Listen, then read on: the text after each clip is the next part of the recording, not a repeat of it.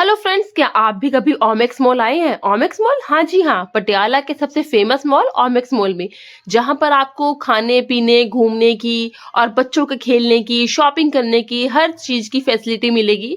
तो सबसे पहले हम लिफ्ट लेते हैं, लिफ्ट लेकर हम फर्स्ट फ्लोर पे आते हैं, क्योंकि फर्स्ट फ्लोर पे बच्चों के खेलने के लिए बहुत ही अच्छे झूले लगे हुए हैं। अगर आप यहाँ पर शॉपिंग करते हैं इसी फ्लोर पे, तो आप बच्चों को यहाँ पर छोड़ सकते हैं, जिसकी बहुत नॉमिनल सी एंट्री फीस है।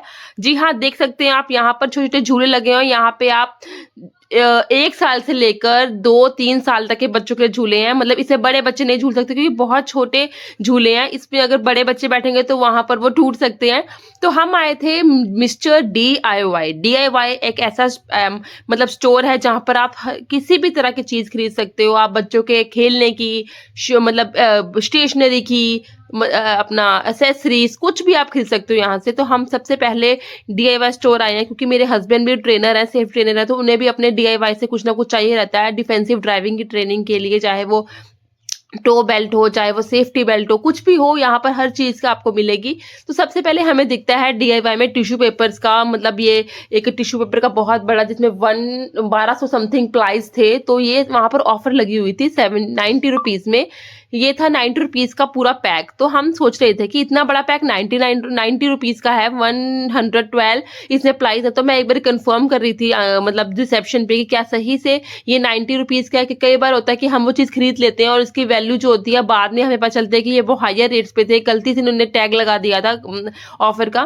तो सबसे पहले कंफर्म करने के बाद हमने वो चीज़ खरीदते हैं, और हम इसके बाद पूरा जो मल्टीप्लेक्स है हम पूरा वो घूमते हैं। तो आश्विम वापस से जिद कर रही है कि मुझे ये लेना है, क्योंकि जो हम जिस दिन हम आए थे उसके अगले दिन क्रिसमस डे था। तो यहाँ पर क्रिसमस का बहुत सारा सामान लगा हुआ था, पर काफ़ी कॉस्टली था। जो क्रिसमस का एक बैग ही था वो ही हमें 100 से 200 रुपीज़ में एक छोटा सा मतलब बच्चों के लिए बैग वो मिल रहा था। उसके बाद आश्विन ने स्टिकर्स खरीदे अपने, वो थोड़ा-सा प्राइस मुझे ठीक लगा तो मैंने इसे ले दिया। क्योंकि कई बार क्या होता है कि बच्चे ऐसी चीज़ की डिमांड करते हैं जो उनके यूज़ की नहीं होती, तो मैं ऐसे नहीं लेके देती। तो हमें बच्चों को वो चीज़ नहीं लेके देनी चाहिए जो बच्चे रो कर या हमें जिद करके डिमांड करते हैं। हर चीज़ बच्चों की नहीं भी पूरी करनी चाहिए। अगर आपके बच्चे भी जिद करते हैं तो कमेंट बॉक्स में बताइए।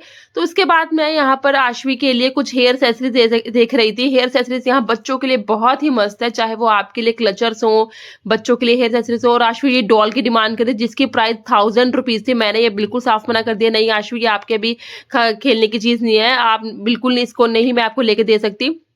ये फ्रेंड्स ये डायरी देखिए, ये डायरी मुझे बहुत ही पसंद आई थी, जिसमें 2 कलर शेड निकलते हैं। ये 200 रुपीज़ की थी, बट मैंने नहीं ली। उसके बाद हम कुछ काफ़ी शॉपिंग करने के बाद हम यहाँ पर आ जाते हैं बिलिंग के लिए। हमारी नॉमिनल सी बिलिंग बनी थी, क्योंकि हमने जो शॉपिंग की थी वो ऑफर जो भी चल रहा था उस पे शॉपिंग की थी हमने।